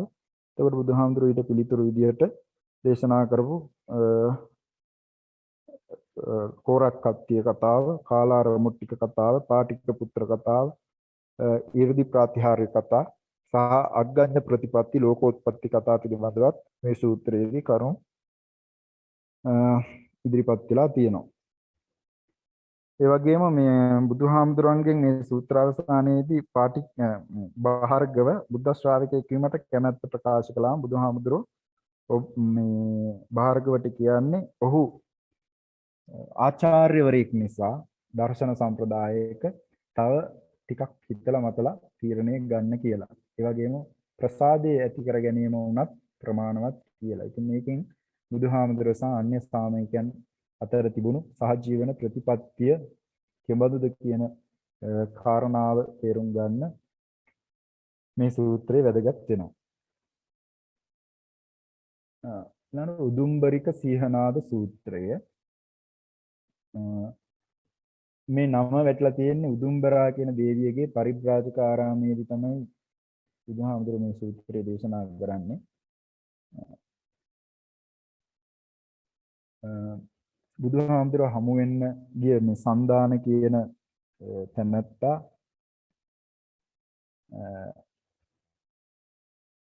බුදුහාමුදුරුවෝ හමු වෙන්න යන ගමනේදී මේ නිග්‍රෝධ කියන පිරිවැජිය හමු වෙන්න යනවා. ඒ අතරේ දෙදෙනා අතර කතා බහක් ඇති වෙනවා මේ නිශ්ශබ්දතාවයේ අගය ගැන. ඒකට ඒ වෙලාවේදී බුදුහාමුදුරුවෝ බිජ්ජකූට පර්වතයෙන් බැහැලා සක්මන් කරමින් ඉන්න අවස්ථාවේදී මේ නිග්‍රෝධට පේන්න බුදුහාමුදුරුවෝ සක්මන් කරනවා. නිග්‍රෝධ බුදුහාමුදුරුවෝ ළඟට ගිහිලා බුදුහාමුදුරුවෝ තමන්ගේ ආස්තපුවට වඩමවාගෙන එනවා. ඊට පස්සේ බුදුහාමුදුරන්ගෙන් විමසනවා බුදුහාමසේ කොහොමද ශ්‍රාවක සංඝයා හික්මවන්නේ කියලා. ඒකට එතනදී බුදුහාමුදුරුවෝ කරන දේශනාවක් තමයි මේ සූත්‍රයේදී ඇතුළත් වෙන්නේ. ඉතින් මේ සූත්‍රයේ අවසානයේදී සතුටු වුණ බවක් සඳහන් වෙන්නේ නැහැ. නිශ්ශබ්දව සිටි බව තමයි සඳහන් වෙන්නේ. යන චක්කවර්ති සීහනාද සූත්‍රයත් පුරාවෘත්තයක් පිළිබඳව කියන සූත්‍ර දේශනාවක්. සක්විති රජෙකුගේ රාජ්‍ය පාලනය පිළිබඳව කරුණු ඉදිරිපත් වෙන්නේ දස සක්විතිවත් පිළිබඳව. ඒ වගේම මේ පාලකීය විසමාචාර වලට පුරුදු වුණාම රාජ්‍ය පරිහානිය සිදු වෙන ආකාරයේ අපරාධ පැතිරීම පිළිබඳව මිනිස් ආයුෂ අඩුවීමට බලපාන කරුණු. ඒ වගේම ලෝකයේ නැවත සදාචාරමත් වෙලා නැවත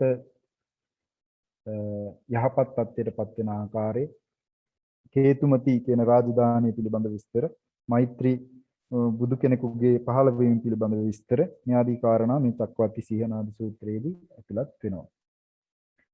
අග්ගඤ්ඤ සූත්‍රය. අග්ගඤ්ඤ සූත්‍රයේ දේශනා කරන්නේ වාසෙට්ට හා භාරද්වාජ කියන කුඩා සාමණේරවරු දෙපළට. මේ වාසෙට්ට භාරද්වාජ කියන සාමණේරවරු බ්‍රාහ්මණ වංශිකයි. උපසම්පදාවට පුරුදු පුහුණු වෙන අවස්ථාවක බුදුහාමුදුරුවන්ගෙන් ප්‍රශ්නයක් සාකච්ඡාවකට අවස්ථාවක්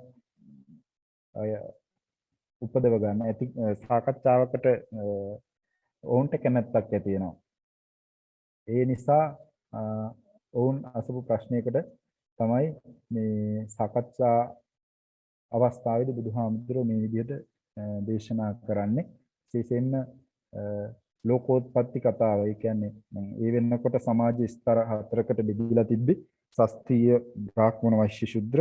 එතකොට මේ කුලවල උපත පිළිබඳව සහ වෙනත් සමාජ සංස්ථා ඇතුණු ආකාරය පිළිබඳව මේ බ්‍රහ්මයා ලෝකයේ මැව්වාය කියන කාරණාව નિසරු નિરර්ථක මතයක් බවත් මේ විදිහට කාරණා මේ සූත්‍රයේදී දේශනා කරලා තියෙනවා. සම්පසාදනීය සූත්‍රය නාලන්දා නුවර පාවාරික අඹවනේ දී තමයි මේ දේශනාව සිද්ධ වෙන්නේ. විශේෂයෙන්ම මේක මේ බුදුහාමුදුරන්ගේ දේශනාවක් නෙවෙයි, ශ්‍රාවක භාෂිතයක්. සරියුත් හාමුදුරුවෝ බුදුන් වහන්සේ කෙරේ තමන්ට පහළ වුණු අදහසක් බුදුහාමුදුරු ඉදිරියේදී දේශනා කරනවා. තමන් අතිශයින් පැහැදිලා තියෙන බව බුදුහාමුදුරන්ට පැහැද සිටින බව බුදුහාමුදුරන්ට ප්‍රකාශ කරනවා. ඊට හේතු විමසනකොට සරියුත් හාමුදුරුවෝ බුදුහාමුදුරුවෝ තුළ තියෙන අනුත්තරීය කරුණු 15ක් සඳහන් කරනවා. එතකොට අන්නේ දේශනාව නිසා තමයි මේක සම්පසාදනීය සූත්‍රය කියලා සඳහන් වෙන්නේ. ඊළඟ පාසාදික සූත්‍රය. බුදුහාමුදුරුවෝ ශාක්‍ය ජනපදයේ වේදඤ්ඤ කියන උයනේ වාසය කරදී වැඩවිසිද්දී දේශනා කරපු සූත්‍රයක්. නිගණ්ඨනාත පුත්‍රගේ අභාවයෙන් පස්සේ ශ්‍රාවකයෝ දෙපැත්තකට බෙදිලා වාද විවාද කරගත්තා හැටි සහ ඔහුගේ ගිහි අනුගාමිකයොත් මේ ගැන කලකිරීමෙන් සිටි ආකාරය පාවානුවර ඉඳන් වැඩපු චුන්දහාමුදුරුව ආනන්ද හාමුදුරුවෝ දැනුම් දෙනවා. ආනන්ද හාමුදුරුවෝ චුන්දහාමුදුරුවෝ දෙදෙනාම බුදුහාමුදුරුවෝ හමු වෙන්න කියලා මේ කාරණාව සැලකරනවා. මේ අවස්ථාවේදී බුදුහාමුදුරුවෝ ශ්‍රාවකයන්ට දේශනා කරනවා බුද්ධ භාෂිතය පිළිබඳව විවාද ඇති කරගන්න එපා කියලා. මේ විදිහට බුදු දේශනා ක්‍රමයේ සර්වඥතා ඥානය, පුබ්බන්ත කප්පික පරන්ත කප්පික දෘෂ්ටි පිළිබඳව මේ සූත්‍රයේදී කරුණු දේශනා කරලා තියෙනවා. මේ සූත්‍රයේ පාසාදික කියන නම බුදුහාමුදුරන්ම ප්‍රකාශ කරලා තියෙනවා.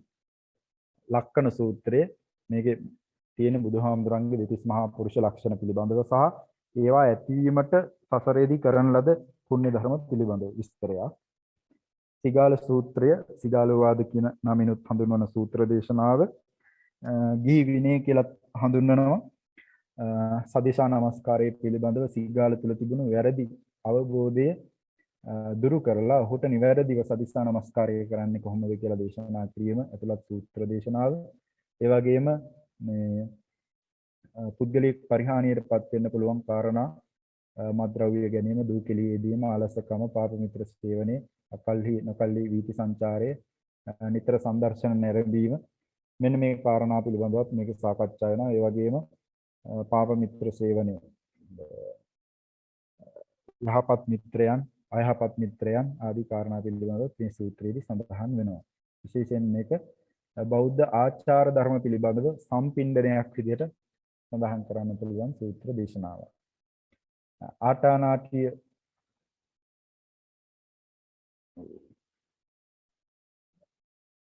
සූත්‍ර දේශනාව.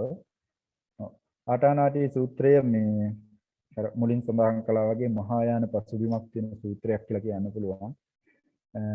විශේෂයෙන්ම මෙතන බුදුහාමුදුරුවන් සතරවරන් දෙවිවරු බුදුහාමුදුරු ළඟට ඇවිල්ලා යක්ෂයෝ අමනුෂ්‍ය භික්ෂුන් වහන්සේලා කෙරේ අමනාපයෙන් පසු වෙනවා කියලා බුදුහාමුදුරන්ට සඳහන් කරලා මේ සිව්වණක් පිරිසේම ආරක්ෂාවට ගාතාවක් ඉගෙනගෙන ඒක ශ්‍රාවකයන්ට දේශනා කරන්න කියලා බුදුහාමුදුරන්ගෙන් ඉල්ලනවා.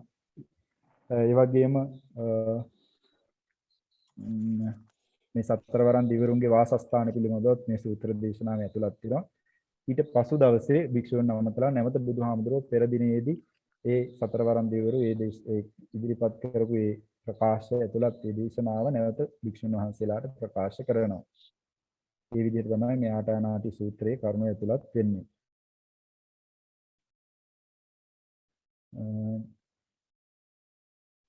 විශේෂයෙන් මේ සූත්‍ර දේශනාවේ ධර්මමය වටිනාකමක් නැහැ. මේ සූත්‍රය පිළිබඳ විවිධ පියතුම් නොඑක් අදහස් ඉදිරිපත් කළා තියෙනවා. විශේෂයෙන්ම පොල්වත්තේ බුදුදත්ත හාමුදුරුවෝ ඉදිරිපත් කළා තියෙන අදහස විශේෂයි. ඒ කාරණා අපි බලමු ඉදිරියේදී කොහොමද වහන්සේලා බලන්න ඕනි කියලා. මේ සූත්‍රයේ මේ බණවර දෙකක් තියෙනවා. මුල් පෙර දින රාත්‍රියේදී ඒ සතරවරන් දෙවිවරු ඉදිරිපත් කරපු ඒ කාරණා සහ පසුදින බුදුහාමුදුරුවෝ ශ්‍රාවකයන් අරමුණු කරගෙන කරපු දේශනාව වශයෙන්. ඊළඟ අවසානයේ සංගීති සූත්‍රය 33 වෙනි සූත්‍රය. සංගීති සූත්‍රය සරියුත් හාමුදුරුවෝ දේශනා කරන සූත්‍රයක්. මල්ල රජවරුන්ගේ මේ උබ්බතක කියන රැස්වීම ශාලාව විවෘත කරන්න බුදුහාමුදුරුවෝ වැඩලා ඒ පිරිසට ධර්මයේ දේශනා කරලා වුන් පිට වෙලා ගියාට පස්සේ සරියුත් හාමුදුරන්ට බාර කරනවා මේ රැස්විලා හිටපු ශ්‍රාවක සංඝයාට ධර්මයේ දේශනා කරන්න කියලා. එතනදී දේශනා කරපු දේශනාවක් තමයි මේ සංගීති සූත්‍රය. අර මුලින් සඳහන් කළා වගේ පෙර දේශනා කරපු දහම් කොටස් සංග්‍රහ කිරීම වශයෙන් තමයි මේ සූත්‍රය දේශනා කරලා තියෙන්නේ.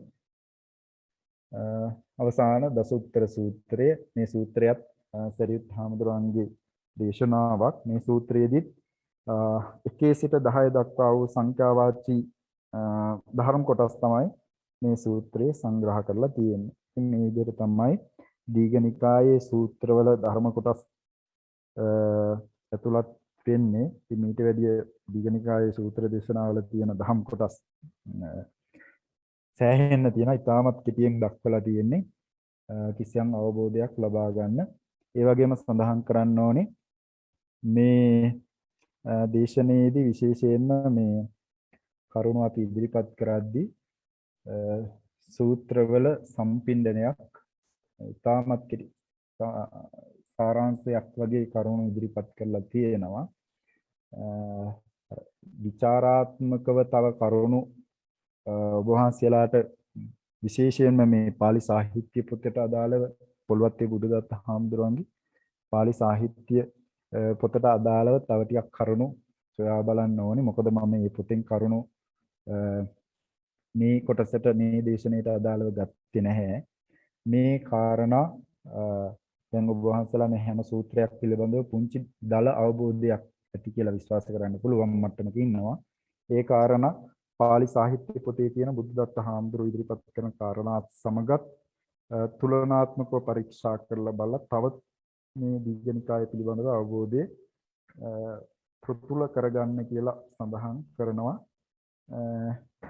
ඉතින් ශ්‍රාවක භාෂිත සහ බුද්ධ භාෂිත වශයෙන් ගන්නකොට මේ සූත්‍ර දේශනාවේ ශ්‍රාවක භාෂිත සූත්‍ර පහක් අපිට හමු වෙනවා. ඒ තමයි සරියුත් හාමුදුරුවෝ දේශනා කරපු දසුත්තර සූත්‍රය, සංගීති සූත්‍රය සහ සම්පසාදනීය සූත්‍රය. ඒ වගේම ආනන්ද හාමුදුරුවෝ දේශනා කරපු සුභ සූත්‍රය, කුමාර කාශ්‍යප හාමුදුරුවෝ දේශනා කරපු පායාසි පාජඤ්ඤ කියන සූත්‍ර දේශනා. ඒ වගේම මහා පරිනිබ්බාන සූත්‍ර දේශනාව ගත්තම ඒක විශේෂ පුද්ගලයෙක් නෑ කාටද දේශනා කරේ කියලා, කවුද දේශනා කරේ කියලා. ඒක කිසියම් සිදුවීමක මේ වාර්තාකරණයක් වගේ ඒ ස්වරූපයක් තියෙන්නේ. ඒ වගේම මහා සමය ආටානාටිය වගේ සූත්‍ර දේශනා ගත්තාම ඒ වගේ දේව භාෂිත වගේ ස්වරූපයක් තියෙනවා. ඉතින් ඒ කාරණාත් පොඩ්ඩක් පිරික්සා බලන්න. ඒ වගේම බමුණු දහමට ප්‍රතිවිරෝධයක් නැගුණු සූත්‍ර දේශනා මොනවද? ඒ විදිහට මේ දීඝනිකායේ තියෙන සූත්‍ර පිළිබඳව තව තවත් කාරණා වලින් මේ වෙන් කරගන්න පුළුවන් ආකාරය පිළිබඳවත් විමසලා බලන්න කියලා වහන්සේලාට මේ අවස්ථාවේදී දැනුම් දෙනවා. ඉතින් දේශනාවට අදාළ කාරණා ඉදිරිපත් කිරීම එතනින් නවතනවා. කිසියම් ප්‍රශ්නයක් තියෙනවා නම් ඉදිරිපත් කරන අවස්ථාව දෙනවා.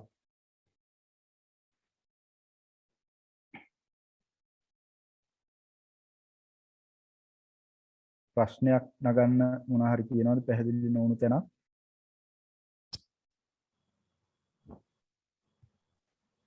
තිරුවන් සරණයි අවසරයි සම්හංස. ඔව්.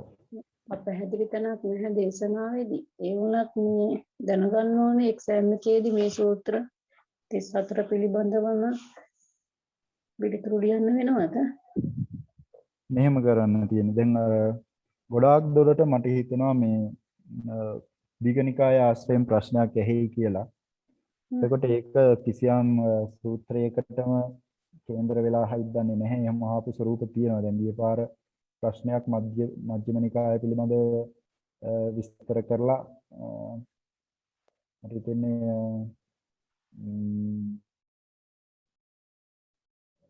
එක සූත්‍රයක් පිළිබඳව විශේෂ කරලා අහලා තිබ්බා.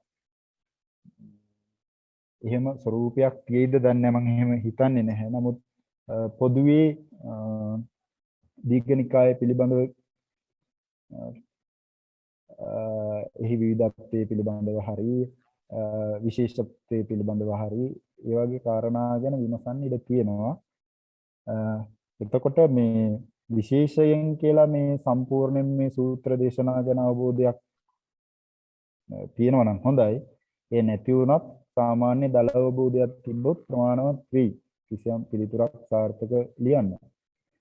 මහා පරිනිබ්බාන සූත්‍රය, ඒ වගේම ආටානාටිය, මහා සමය වගේ සූත්‍ර අපිට හුරු සූත්‍රනේ, සිග්ගාලෝවාද සූත්‍රය. ඒ වගේ සූත්‍ර පිළිබඳව ටිකක් විශේෂ අවධානයක් යොමු කළොත් හොඳයි කියලා හිතෙනවා. මොකද දීඝනිකායේ මේ සූත්‍ර ටිකක් විශේෂ සූත්‍ර වෙන නිසා. ඊට අමතරව මේ ඉදිරිපත් කරපු කරුණු පිළිබඳව අවබෝධය ප්‍රමාණවත් කියලා මම විශ්වාස කරනවා.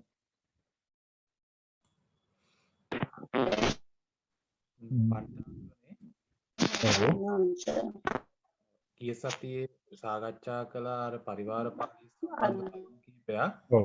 ඔව්. එතකොට ඒකේ අපිට PDF එක ගන්න පුළුවන් වෙයිද? ඒකයි අද එකයි එකට දාන්න මම එක දාන්න බැරි වුණා. මම අද ඒකත් එක්කම මේ යොමු කරන්න. අපේ රත්සාර හාමුදුරන්ට. එහෙමයි හාමුදුරනේ. ඊළඟට සඳහන් කරන්න ඕනේ මේ දැන් මම කියවනේ මුලින්ම කිව්වා මේ pāli සාහිත්‍ය පොතට අදාළව තියෙන කාරණා මම මෙතන මේ දේශනාවේදී අදාළ කරගත්තේ නැහැ. නමුත් ඒකේ ඉතාමත් මේ වැදගත් කාරණා විවේචනාත්මකව සහ මේ විග්‍රහාත්මකව ඉදිරිපත් වෙලා තියෙනවා පරිවේශනාත්මකව. ඒ කාරණාත් මේ කියපු කාරණාත් එක්ක තුලණය කරලා මේ ඔබ වහන්සේලා නෝට් එකක් සකස් කර ගන්නවා නම් වටිනවා. නේද? මේ දීඝනිකාය පිළිබඳව සමාලෝචනයක් තමුන්ටම කියලා හදාගන්නේ වටිනවා. ඉදිරියේදී මම පවත්වන දැන් මේ මජ්ක්‍ධිම නිකාය, සංයුත්ත නිකාය, අංගුත්තර නිකාය සහ කුද්දක නිකායට අදාළව මම ප්‍රමුඛ මූලාශ්‍රය විදිහට මේ pāli සාහිත්‍ය පොතේ තියෙන ඒ කාරණා දේශනාවට ගන්න බලාපොරොත්තු වෙනවා. මොකද මේ කාරණා මේ දැන් අපි උසස් පෙළට පෙනී සිටින අපේ හාමුදුරන් වහන්සේලාටත් ප්‍රයෝජනයක් දී කියන අදහසින්. මොකද එතනදී අපිට මේ සූත්‍රවලට සූත්‍ර එකින් එක මේ විදිහට විග්‍රහ කරන්න අවස්ථාවක් එන්නේ කොහෙත්ම. එතකොට අපිට පොදු කාරණා ටිකක් ගැන තමයි අවධානය යොමු කරන්න වෙන්නේ. විශේෂ කාරණා ගැන විතරයි අවධානය යොමු කරන්න වෙන්නේ.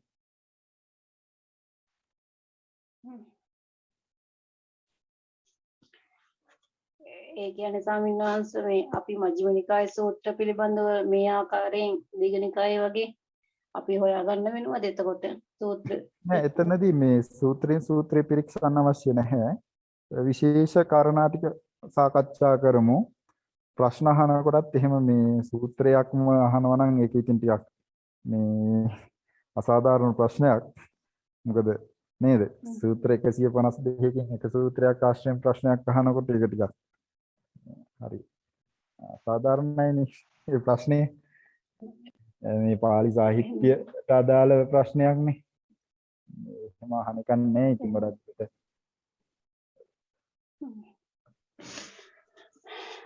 දීපාර අහලත් තියෙන්නේ මේ මට මතක් වුණේ දැන් සත්‍ය විභංග සූත්‍රය. ඒතකොට සත්‍ය විභංග සූත්‍රය පිරිත් පොතේ තියෙන සූත්‍රයන්නේ.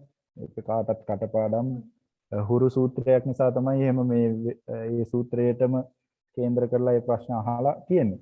නමුත් මේ හැබැයි මම ඒකයි කිව්වේ රාඨානාටිය මේ මහා සමය සිගාලුවාද ඒ වගේ සූත්‍ර වලට මේ ටිකක් ප්‍රමුඛ කරලා කේන්ද්‍ර කරලා දීඝනිකාය පිළිබඳව ප්‍රශ්න අහෙන්න පුළුවන්. ඒකට අපිට මේ සූත්‍ර මතකයිනේ හුරුයිනේ. ඒ නිසා ඒවට ඉතින් පිළිතුරු ලියද්දි තරම් අපහසුතාවයටපත් වෙන්නේ නැහැ. එතකොට ස්වාමීන් වහන්සේ මේ උද්දත වශයෙන් ගන්න ඕනේ සූත්‍රය තුළ තියෙන. ඔව් උද්දෘතත් සඳහන් කරන්න පුළුවන් නම් හොඳයි. ඒ නැති වුණත් කාරණා වශයෙන් ප්‍රමාණවත්. මේ වගේ මේ සාහිත්‍ය දැන් අපි දැන් සාහිත්‍ය දැන් දීඝනිකායේ තියෙන සාහිත්‍යයේ ඒ වගේ දෙයක් නෙවෙයි මෙතන අහන්නේ. දැන් සාහිත්‍ය කාරණා පිළිබඳවනේ. එතකොට උද්දෘත තරම්ම වැදගත් වෙන්නේ කාරණා ටික තිබුණා නම් හරි. ඒ කියන්නේ සූත්‍රයේ අන්තර්ගතය. ඔව් නේ. නමුත් සූත්‍රයකට කේන්ද්‍ර කරලා හද්දී නම් ඒ සූත්‍රයෙන් උද්දෘත අවශ්‍ය කරනවා.